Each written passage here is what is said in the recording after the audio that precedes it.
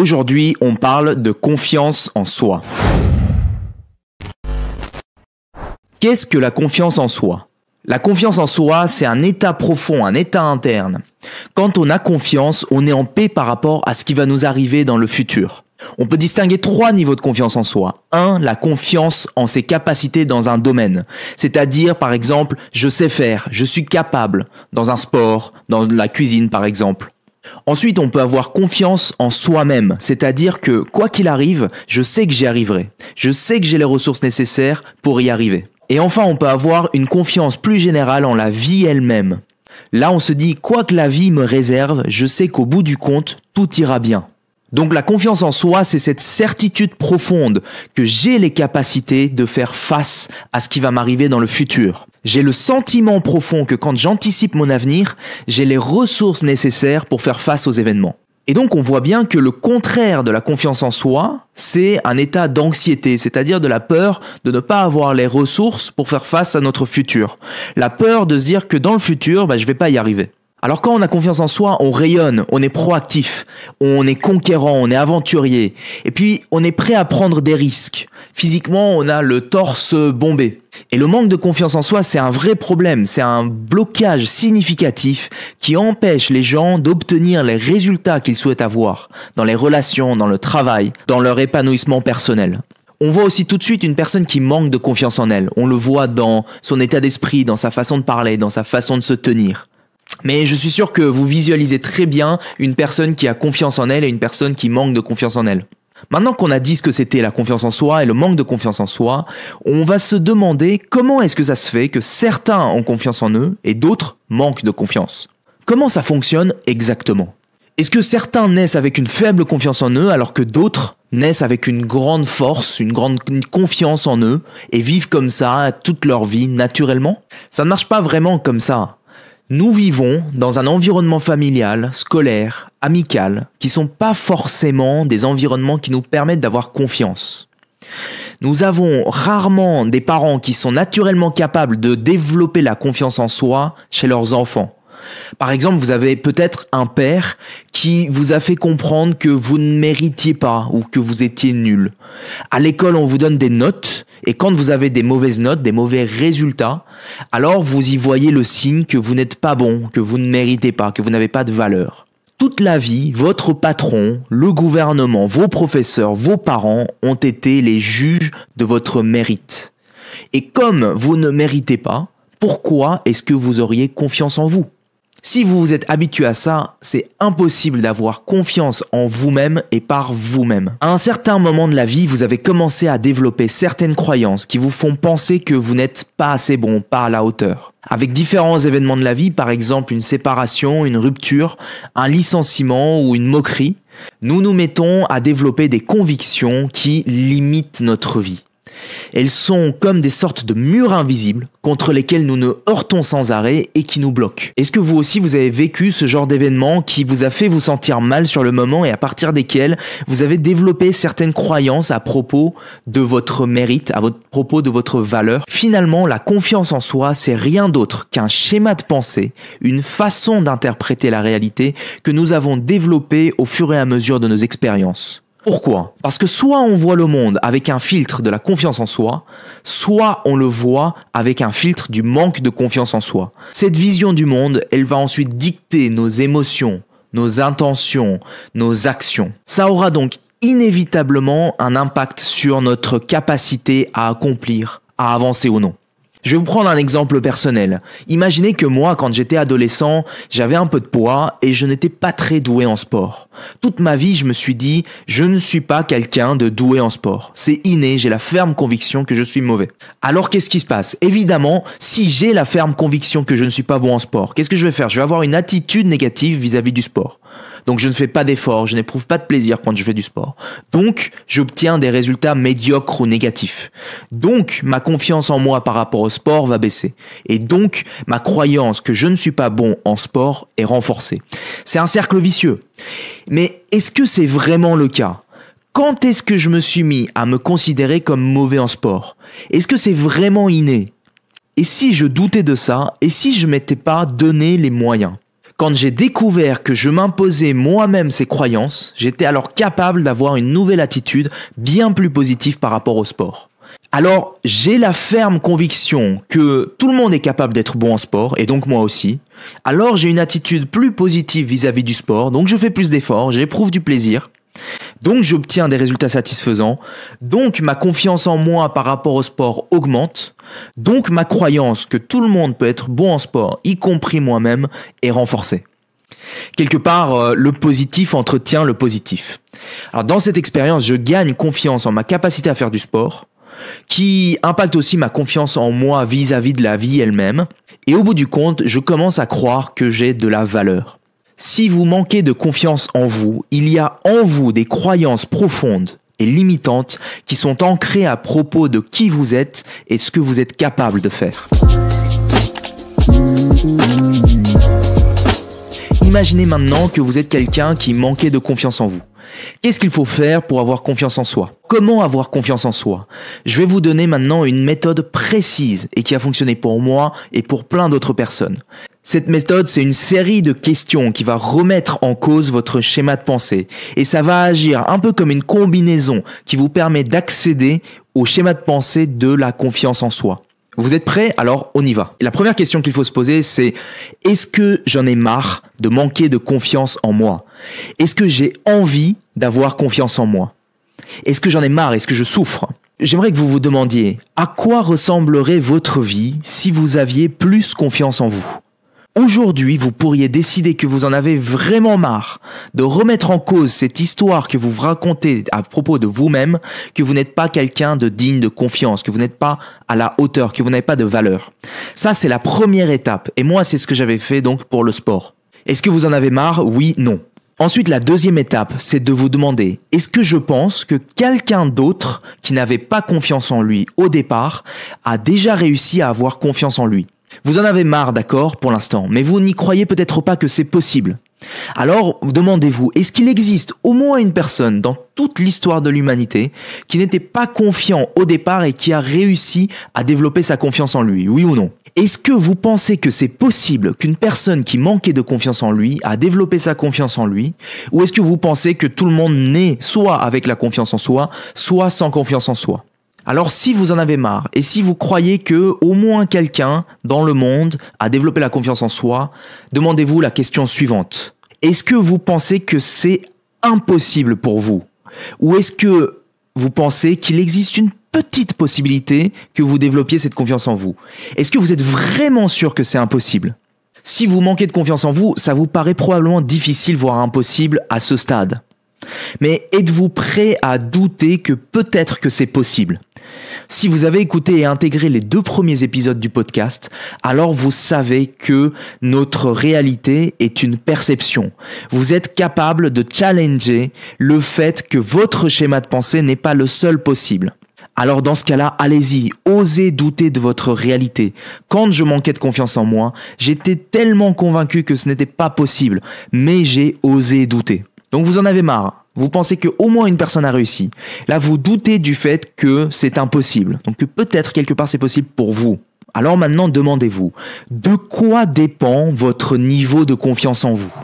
Est-ce que ça dépend des circonstances, de votre environnement, ou est-ce que ça dépend de vous?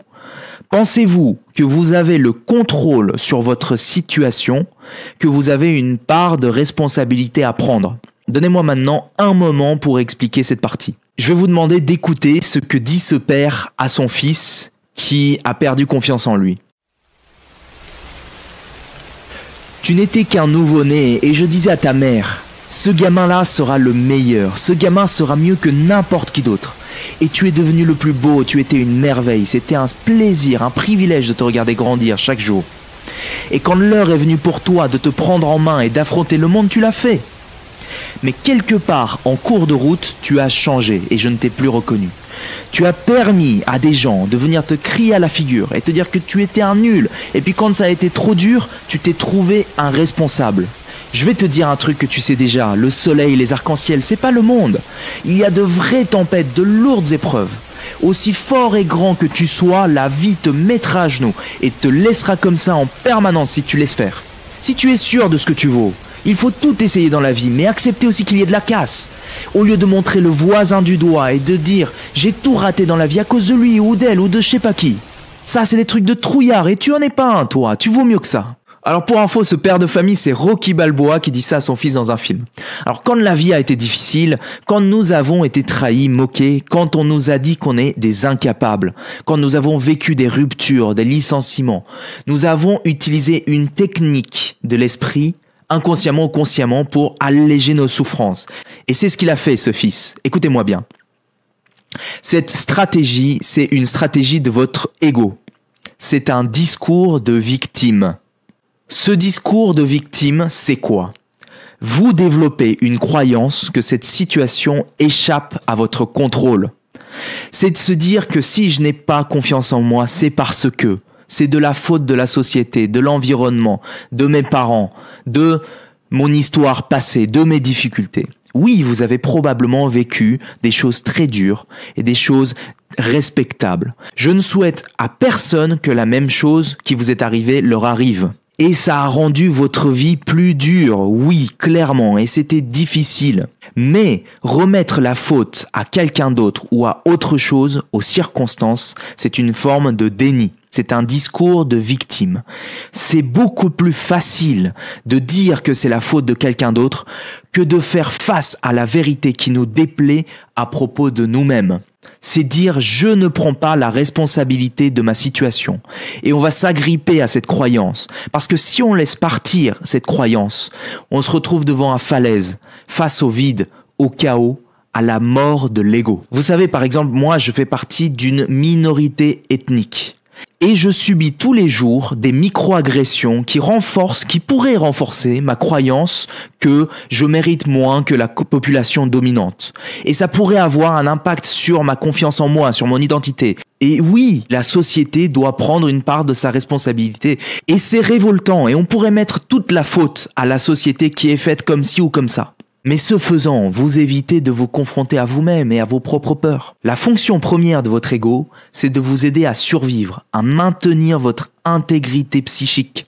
Ce discours de victime, c'est un discours de votre ego. Dans ce discours, votre ego va trouver plein de bonnes raisons pour justifier pourquoi vous êtes une victime et pourquoi les autres sont responsables. Je prends un autre exemple. Si vous avez eu des parents toxiques et que vous n'avez plus confiance en vous, c'est une cause de votre manque de confiance en vous. Mais c'est une excuse de vous dire que parce que vous avez eu des parents toxiques, vous n'avez pas confiance en vous et vous manquerez toujours de confiance en vous dans le futur. Si vous prenez la responsabilité de votre manque de confiance en vous, malgré le fait que vous avez eu des parents toxiques, alors vous décidez de passer outre cela pour développer votre confiance en vous. Est-ce que vous pensez que c'est possible d'avoir confiance en vous si vous vous sentez impuissant face à la situation ? Donc la question que je vous pose, c'est prendrez-vous la responsabilité de votre manque de confiance en vous ? Prenez cette responsabilité. Les circonstances ne dépendent pas de vous, mais ce que vous faites des circonstances dépend uniquement de vous. Débarrassez-vous de l'histoire qui vous limite. Le meilleur moyen d'apporter un changement à votre vie, c'est de changer cette histoire que vous n'êtes pas capable, que vous ne méritez pas. Vous en avez marre de votre situation. Vous savez qu'au moins une personne dans le monde a réussi à développer la confiance en soi. Vous vous dites que peut-être que c'est possible pour vous. Et maintenant, vous prenez la responsabilité de votre situation. Qu'est-ce qu'il faut faire ensuite ? Ensuite, répondez à cette question. Sur quoi fondez-vous votre estime de vous-même ? La notion que vous avez de la valeur, la notion que vous méritez. Quelles sont les règles qui définissent votre estime de vous-même ? Écoutez-moi bien. Dans la vie, nous avons rarement eu l'occasion de nous faire confiance en nous-mêmes, par nous-mêmes. Quand on est à l'école, avec nos parents, avec nos supérieurs hiérarchiques, les autres, les adultes, nous ont toujours dit qu'ils savent mieux ce qui est bon pour nous que nous-mêmes. Alors nous passons une grande partie de notre vie en pensant que les autres savent ce que je dois faire et ce qui définit ma valeur. Nous avons été récompensés quand nous faisions les choses bien et punis quand nous faisions mal les choses. Ainsi, nous avons été stimulés, motivés par des récompenses extérieures. Et quand on ne reçoit pas ces récompenses extérieures, on pense qu'on n'a pas de valeur, on pense qu'on n'a aucun talent, on pense qu'on est inutile dans cette société. À force de vouloir nous plier aux échelles de valeur et de mérite de la société, on ne sait même pas ce qui est important pour nous. On ne se pose même pas la question de savoir ce que nous on ressent et ce que nous on veut. On ne sait même pas quelle est la source de notre estime. Je ne sais pas qui je suis ni ce que je veux. Alors comment est-ce que je peux avoir confiance en moi, puisque je ne suis pas capable de faire face à la situation par moi-même? Si on ne sait pas quelle est la source de notre estime, alors impossible d'avoir confiance en soi. Mais pas n'importe quelle source d'estime. Il y a deux principales sources d'estime, écoutez-moi bien. Là, je vous invite à imaginer deux footballeurs, le footballeur 1 et le footballeur 2. Les deux ont envie de devenir les meilleurs footballeurs du monde, genre Cristiano Ronaldo. Et alors, leur famille et leurs amis viennent les voir pendant leur entraînement. Le joueur 1, lui, il pense que son estime, sa valeur, elle est définie par le fait que les autres voient en lui sa capacité à être un bon joueur. Donc lui, ce qu'il veut, c'est de montrer aux autres qu'il a l'air d'un excellent joueur de foot. Il veut montrer que c'est un bon footballeur. Et si les autres voient que c'est un bon footballeur, il est conforté dans son estime. Alors qu'est-ce qu'il va faire? Pendant tout l'entraînement, il va s'efforcer de montrer qu'il est bon.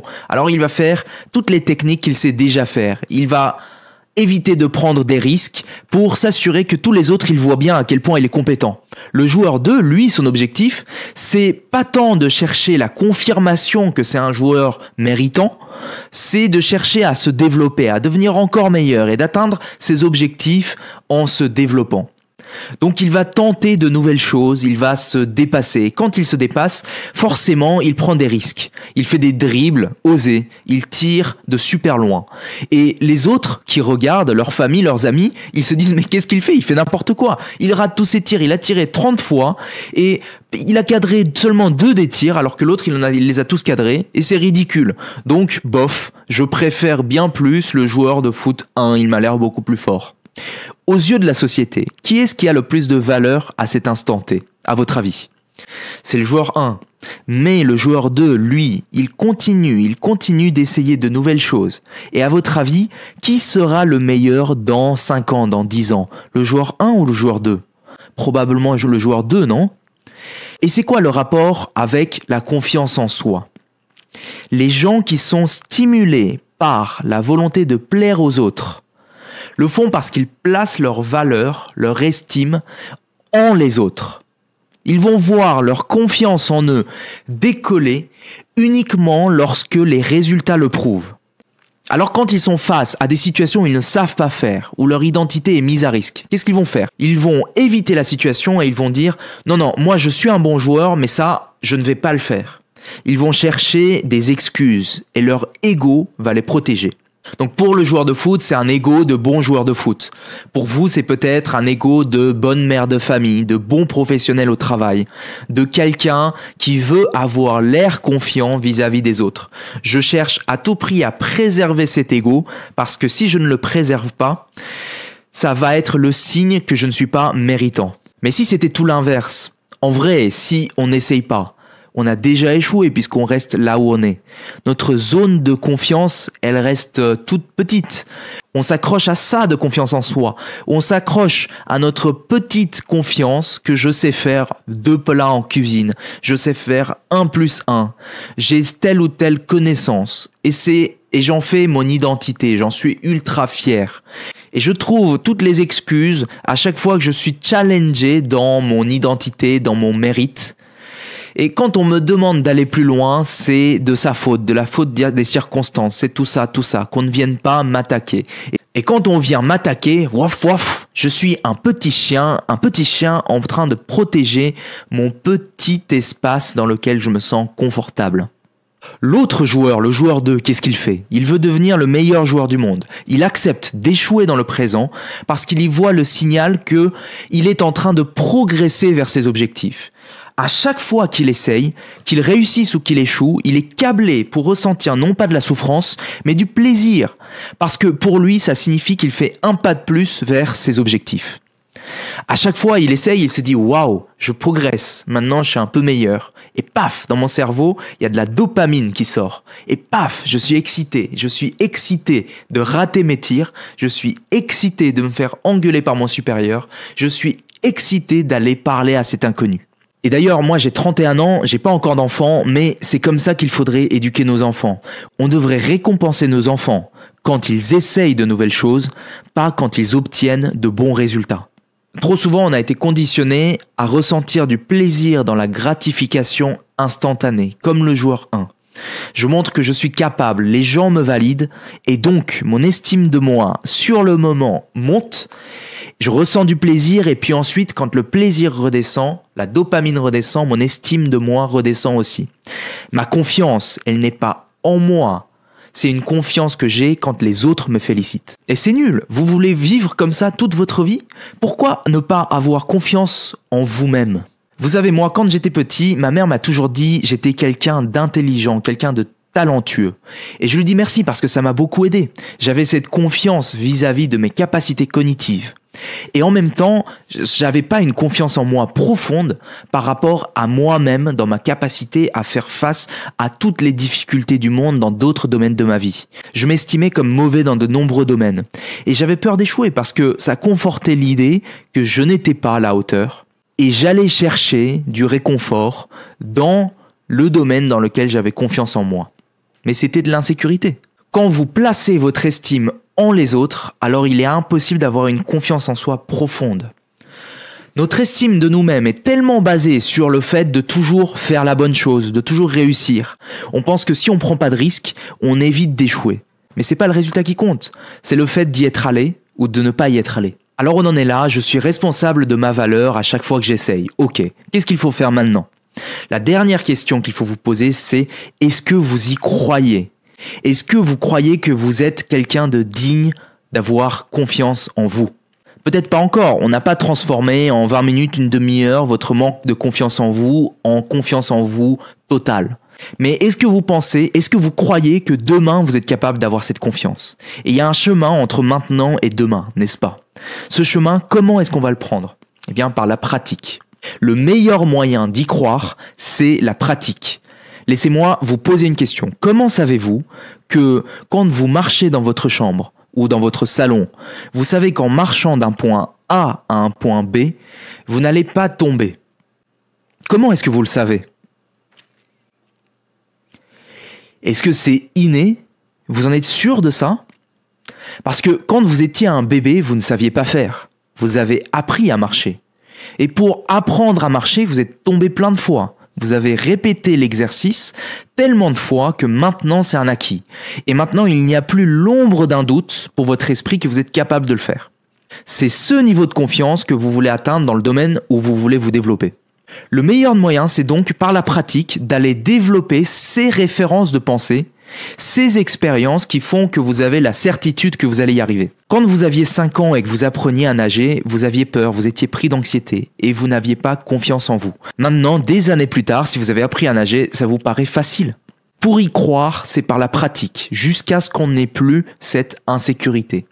Quand on apprend, on reçoit des retours. Si on a peur d'échouer, si l'échec nous fait tellement mal parce qu'on y associe de la souffrance, parce qu'on est dans l'état d'esprit du joueur 1, alors c'est difficile. Mais il faut vous câbler d'une façon à ce que vous vous dites que si vous avez peur d'échouer et que vous ne faites rien, alors vous ne vous développez pas et donc vous allez échouer. Donc la souffrance, elle est dans le fait de ne pas essayer et le plaisir dans le fait d'essayer et de progresser vers vos résultats. Prenez le risque, faites des petites actions dans le domaine dans lequel vous voulez évoluer, au travail, au sport, dans votre rapport avec les autres. Avancez petit à petit, obtenez des retours, positifs ou négatifs, avancez vers vos objectifs. Vous pourriez vous dire, je ne sais pas faire, je ne sais pas comment, je ne vais pas être bon. Et alors, en quoi est-ce que c'est si important d'être bon là, maintenant, tout de suite ? Vous pourriez vous dire, les autres vont se moquer de moi, je vais me ridiculiser. Et alors, en quoi est-ce que c'est si important ? Vous n'aurez jamais la certitude que vous n'échouerez pas. Alors allez-y, fixez-vous un tout petit challenge qui sort de ce qui est confortable pour vous. Prenez le risque de faire des petits pas. Progressivement, vous allez apprendre à développer l'espace dans lequel vous vous sentez en confiance qui va s'agrandir de plus en plus. Félicitez-vous quand vous faites des efforts, quand vous prenez des risques, quand vous passez à l'action, non quand vous obtenez des résultats. Célébrez quand vous échouez, quand vous tirez des leçons. Ça va entraîner votre confiance en vous. En conclusion de cet épisode très dense, comment avoir confiance en soi ? 1. Vous en avez marre de votre situation. 2. Vous pensez que c'est possible dans l'absolu. 3. Vous pensez que c'est peut-être possible pour vous. 4. Vous acceptez de prendre la responsabilité de votre situation malgré des circonstances peut-être difficiles. 5. Vous placez votre estime de vous-même sur votre progression.